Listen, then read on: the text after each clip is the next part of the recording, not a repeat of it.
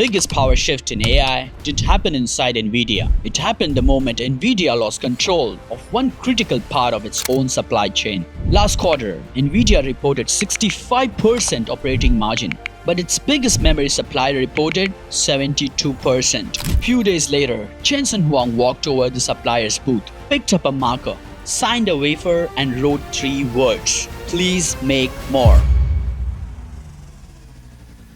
The company supplying one of the most important components inside today's AI chips was making even higher margins than the company designing the GPUs. And on July 10, the company heads to Nasdaq in what could become the biggest share sales ever, raising up to $29 billion. Most people will see another memory company going public, but they are missing the real story. This is the story of how one old component quietly became the biggest bottleneck in AI, and how the company making it gained something NVIDIA almost never gives to anyone: leverage. But before we get into how SK Hynix pulled this off, think about what it actually means. I'm a semiconductor engineer working on next generation AI chips.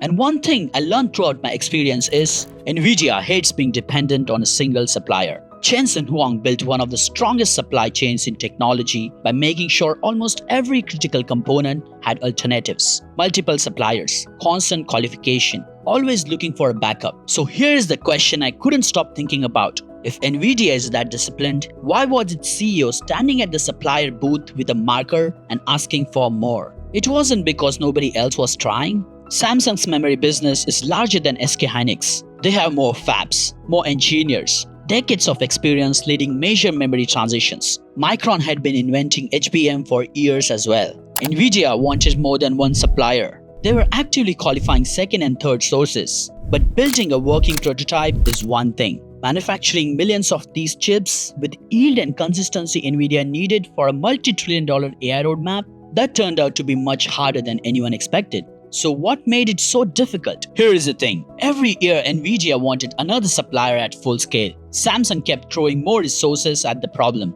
Micron kept pushing too. And yet, across multiple generations of HBM, the same company stayed in front. So the real question is, what was everyone else missing? To answer that, you first need to understand what happens if nobody solves this problem. Every major AI model running today, behind ChatGPT, behind Google's AI, behind nearly every AI data center being built, needs data delivered to the processor at the speeds conventional memory simply cannot reach. Not won't, can't. What NVIDIA needs is a memory stacked directly inside the chip package, feeding the GPU through thousands of connections all at once. That memory is called high bandwidth memory, or HBM. And building it is one of the hardest manufacturing challenges in the semiconductor industry. Here's why. Each layer of silicon in the stack has to be grown down to around 30 microns before it's assembled. That's about 1/3 of the width of human hair. At that thickness, silicon stops behaving like a rigid material. It warps under the heat, it flexes under the pressure, and if even a single layer is out of alignment, the entire stack can become unusable. Think about what that means. If the company supplying this component runs into a yield problem at the wrong moment, every AI roadmap feels it almost immediately. GPU shipments get delayed. The biggest infrastructure built out in the history of technology slows down because of one component most people have never heard of. So why did Samsung struggle for so long to close the gap? Samsung isn't some kind of scrappy underdog. They run one of the largest memory businesses on the earth, billions of dollars in R&D. Decades of manufacturing expertise. When HBM became strategically important, Samsung approached it the same way they had approached almost every major memory transition before, and they had won almost most of them. Their approach was to bond each silicon layer using adhesive film, one layer at a time, precise, proven. The approach many major memory manufacturers had converged on. It worked for a while. But here's what nobody tells you about stacking 12 layers of silicon, each one thin to about the width of a human hair. Heat has nowhere to go. Inside a tightly packed stack generating enormous thermal load, trapped heat destroys the yield. Yield is the percentage of stacks that survive manufacturing and actually work. As NVIDIA pushed to higher HBM stacks at production scale, Samsung's process struggled to deliver consistently enough. They kept improving it, but they couldn't close the gap fast enough. Micron came at it differently. Real patents, real investment. Still not good enough. Not yet. NVIDIA kept qualifying, kept searching. They needed someone who could solve the heat problem at the scale a multi-trillion-dollar AI roadmap demanded. So what was SK Hynix doing that everyone else wasn't? In 2019, SK Hynix made a manufacturing decision that from outside looked like an unnecessary risk. Samsung was using the standard approach, the proven approach, the one almost every engineering team would have chosen. SK Hynix decided to go in different direction.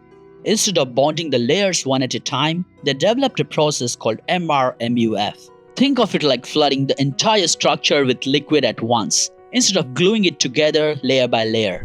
The liquid epoxy flows into the microscopic gaps between the stacked layers, then hardens in a single cycle, turning the whole assembly into something closer to a solid block than the stack of thin, fragile sheets.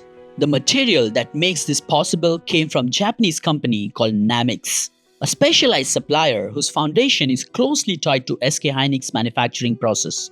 Samsung had the resources and the motivation to solve the problem, but SK Hynix manufacturing approach proved more successful at delivering high yields and volume. And that's the twist this whole story has been building towards. This was never really a memory problem. It was a manufacturing yield problem. The company that solved the yield problem consistently at scale across multiple GPU generations didn't just build a better product. They built a manufacturing lead that years of serious competition struggled to close. Now look at what that produced. SK Hynix holds the leading share of global HBM market. Most of its HBM capacity is already committed through 2026. Demand continues to outstrip planned supply. And if SK Hynix ran into a serious yield problem tomorrow, say a fab delay, a process issue at wrong moment, every AI roadmap on the earth would feel it. That's the real weight this company now carries. In that environment, the margin structure of AI supply chain flipped in a way nobody predicted. So the memory supplier sits at 72% operating margin, but the GPU designer sits at 65%. In any supply chain, component suppliers don't out-earn the system architect. Power doesn't flow in that direction, unless the component supplier has something that the system architect cannot quickly replace at scale. Jensen Huang understands supply chain better than almost anyone alive. He flew to their booth, he picked the marker, and on a piece of silicon worth less than the pen in his hand, he wrote 3 words: "Please make more." On July 10th, SK Hynix lists on Nasdaq, and Wall Street asks about the Korea discount, the valuation multiple, the Micron comparison. All wrong questions. The right question is whether a company that built a years-long manufacturing lead, one that competitors are now beginning to close, deserves to trade like a standard memory business, or like something the AI infrastructure stack now fundamentally depends on. But the honest answer is the war isn't over. Samsung is not out of this. They have now qualified for NVIDIA's next platform and will take meaningful share. Micron is pushing hard. Manufacturing leads in semiconductors are not permanent. They are positions that have to be consistently defended against rivals who are studying exactly how you beat them. And with roughly 27% of SK Hynix revenue tied to NVIDIA, a slowdown in AI infrastructure spending doesn't stay in a boardroom. It lands directly on their income statement. The moat is physical, not contractual.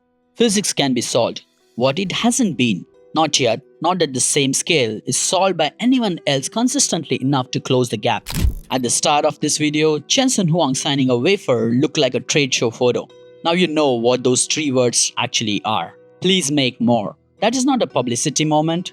That is the most powerful CEO in AI, the man who sets terms with almost everyone in his supply chain, asking nicely. Because for a stretch of years that changed the economics of the entire AI industry, he had to say that. If you want this kind of analysis, where engineering and financials meet, please subscribe. That's what the channel is for. Thank you.